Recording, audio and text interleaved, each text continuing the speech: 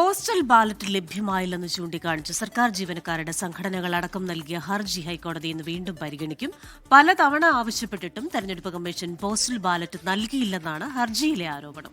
വിഷയത്തിൽ കഴിഞ്ഞ തവണ തെരഞ്ഞെടുപ്പ് കമ്മീഷനോട് കോടതി നിലപാട് തേടിയിരുന്നു. വിവരങ്ങളുമായി വിപിൻ സി വിജയനാണ് കൊച്ചിയിൽ ചേരുന്നത്. Vipin, very good morning. ഈ പോസ്റ്റൽ ബാലറ്റുമായി ബന്ധപ്പെട്ടുകൊണ്ടുള്ള സർക്കാർ ജീവനക്കാരുടെ സംഘടനകളുടെ ഈ ഹർജി, അവരുടെ പരാതി, ആക്ഷേപം, അതിൽ എത്രമാത്രം വസ്തുതയുണ്ട്? എന്താണ് അത്തരത്തിൽ ഈ പോസ്റ്റൽ ബാലറ്റ് ലഭ്യമാക്കാതിരിക്കുന്നതിനുള്ള കാരണമായി നിലവിൽ മനസ്സിലാക്കാൻ കഴിയുന്നത്?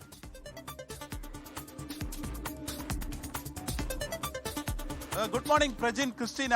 ഈ വളരെ നിർണായകമായിട്ടുള്ള ഒരു ഹർജിയാണ് ഇന്നിപ്പോൾ ഹൈക്കോടതി പരിഗണിക്കുന്നത്. കാരണം ഈ ഗവൺമെന്റ് ഉദ്യോഗസ്ഥർക്ക് ഉൾപ്പെടെ വോട്ട് ചെയ്യാൻ സാധിച്ചിട്ടില്ല എന്നുള്ളതാണ് ഈ പ്രധാനമായിട്ടും ഈ പരാതി. അതായത് കുറ്റ്യാടി സ്വദേശിയായിട്ടുള്ള മുഹമ്മദ് സിനാൻ ഉൾപ്പെടെയുള്ള സർക്കാർ ഉദ്യോഗസ്ഥരാണ് ഹൈക്കോടതിയെ സമീപിച്ചത്. കാരണം അവർക്ക് വോട്ട് ചെയ്യാൻ അവരുടേതല്ലാത്ത കാരണത്താൽ സാധിച്ചില്ല. അതായത് പോസ്റ്റൽ ബാലറ്റുകൾ കൃത്യസമയത്ത് അവർക്ക് ലഭിച്ചില്ല എന്നുള്ളതാണ്. ഈ ഉദ്യോഗസ്ഥർ പോളിംഗ് സാമഗ്രികൾ അതിന്റെ വിതരണവും സ്വാഭാവികമായിട്ടും വോട്ടെടുപ്പിന്റെ കാര്യങ്ങളിലൊക്കെ ആയിരുന്നു. അപ്പോൾ അതിന്റെ തലേ ദിവസം 8-ാം തീയതി ഫെസിലിറ്റേഷൻ സെന്ററിൽ വോട്ട് ചെയ്യണം എന്ന് ആവശ്യപ്പെട്ടിട്ടും അവിടെ പോസ്റ്റൽ ബാലറ്റുകൾ ഉണ്ടായിരുന്നില്ല എന്നുള്ളതാണ്. ഇതൊരു വ്യാപക പരാതിയായിട്ട് പിന്നീട് ഉയരുകയായിരുന്നു. അന്ന് തന്നെ ഇത് ഹൈക്കോടതി പരിഗണിച്ചു. ഹൈക്കോടതി പരിഗണിച്ച ഒരു ഘട്ടത്തിൽ തെരഞ്ഞെടുപ്പ് കമ്മീഷൻ പറഞ്ഞത് അന്ന് വൈകുന്നേരം, അതായത് ഏപ്രിൽ 8-ാം തീയതി വൈകുന്നേരത്തിനുള്ളിൽ തന്നെ എല്ലാവർക്കും വോട്ട് ചെയ്യാനുള്ള സൗകര്യമുണ്ടാവും, പോസ്റ്റൽ ബാലറ്റ് എല്ലാവർക്കും തന്നെ എത്തിക്കും എന്നുള്ളതായിരുന്നു.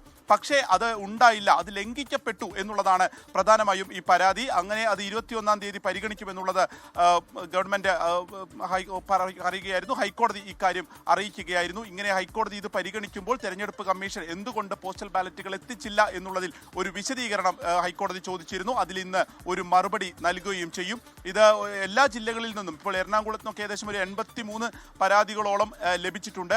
സർക്കാർ ഉദ്യോഗസ്ഥർക്ക് വോട്ട് ചെയ്യാൻ സാധിച്ചിട്ടില്ല അവരുടേതല്ലാത്തൊരു കാരണത്താൽ എന്നുള്ളതാണ്. അപ്പോൾ ഇതിൽ എന്ത് നിർണായക തീരുമാനമായിരിക്കും ഹൈക്കോടതിയുടെ ഭാഗത്തു നിന്ന് ഉണ്ടാവുക? തെരഞ്ഞെടുപ്പ് കമ്മീഷന് ബോധപൂർവമായ ഒരു വീഴ്ച സംഭവിച്ചു എന്നുള്ളതാണ് ഈ പരാതിയിൽ, ഹർജിയിൽ പ്രധാനമായും പറയുന്നത്. അപ്പോൾ ഇന്നത്തെ ഒരു വിധി ഇതിൽ എന്തെങ്കിലും ഏത് രീതിയിലായിരിക്കും ഹൈക്കോടതിയുടെ ഇടപെടൽ എന്നുള്ളതും വളരെ പ്രധാനമാണ്. പ്രജിത്ത്, ശരി. വിപിൻ സി വിജയനാണ് വിശദാംശങ്ങളുമായി കൊച്ചിയിൽ നിന്നും ചേർന്നത്.